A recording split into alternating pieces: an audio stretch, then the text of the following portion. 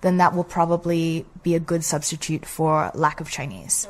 Now, let's talk about something you just mentioned about being able to communicate in a native language. Now, when we're talking about European languages, like you mentioned, most of the people who are not from this region, they speak either English or French and even Spanish. Now, we've had cases where jobs are advertised, but then they say you must come from the native country. We need only native people from these particular countries, especially from the West. But then you have people from other countries, from Africa, who speak French, who speak English, who speak Spanish, Portuguese, and also in other Asian countries. So many people view this as sort of discrimination. Is this true? I would definitely say, like, compared to maybe where you and I grew up, like overseas, there's definitely a comparatively higher level of discrimination here.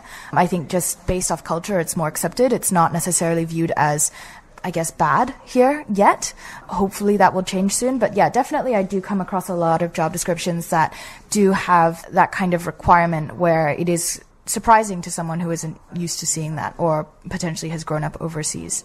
I think also part of it stems from necessarily like a cultural type of view as well. I think, for example, I had a client who said that they wanted someone who spoke French, and I did provide them with a couple candidates who spoke French but not necessarily were from France, and they kind of said, oh, well, actually a lot of our clientele are from France, and that's why we want someone from France so that they can bond with the clients and be able to, like, you know, socialize with the clients and things like that. So I think sometimes that is the underlying reason, but I definitely think there is quite a lot of specifics that are not mentioned in job ads but are then actually, you know, what the company actually means.